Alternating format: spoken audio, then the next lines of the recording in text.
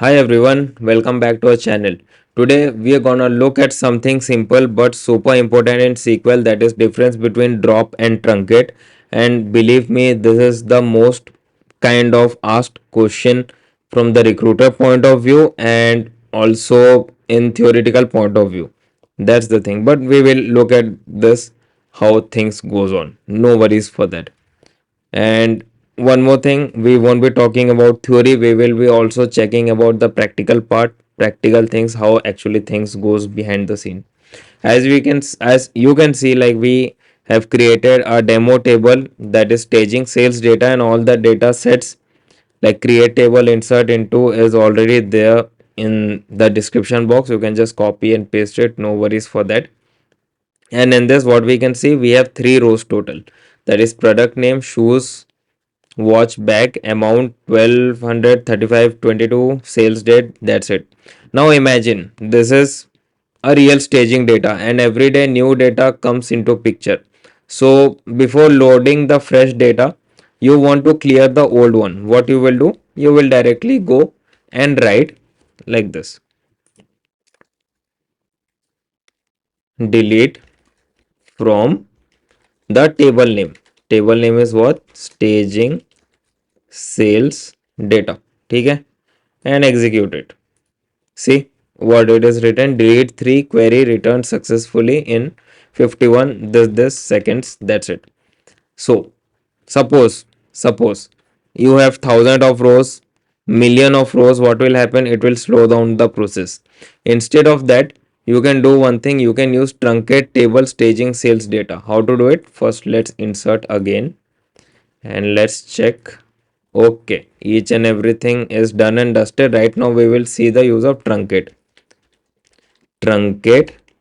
table staging sales data. ठीक है, that's it. And when you execute it, same, it does the same thing, but it will work faster. Right now it won't show any difference. As you can see, only 1 millisecond difference is there. Earlier it was 51 milliseconds, it is 50 milliseconds right now.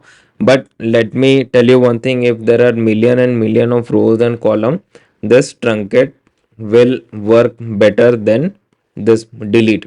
Okay. And what you can see, you can see two things. Let me show you one more thing. Like if I do select everything from staging sales data again, you will see the column names are there. I mean to say, table is empty but it still exists. I mean the same column, same structure, even the same constraint, each and everything. Now let's look at the drop. Okay, suppose this staging data table is no longer needed. Okay, right now, as what we can see, column names are there but datas are not there. Like I've told you, it won't delete the full table, it will let you keep the column name. You can insert it again in near future. Suppose you want to delete the full table, means column name should not be there, like permanent table delete, like permanently there won't be any traces of the table. You have to use drop. And what's the query for this? It is like drop table. ठीक है, drop table staging sales data. And when you execute it, it will show drop table query returned successfully. And when you execute this query again, like select everything from staging sales data, see what it has shown: relation staging sales data does not exist, means no traces left for the table that we have actually created. So now let's talk practical use of these two things, truncate and drop.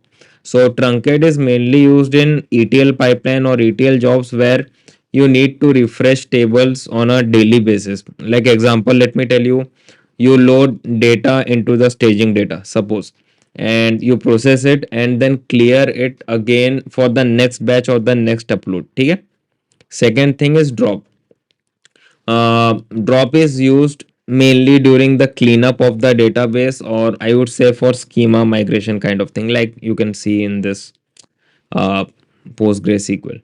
Okay, nothing that much, no heavy concept, but confusion will be there when this things is being asked to you in interview point of view.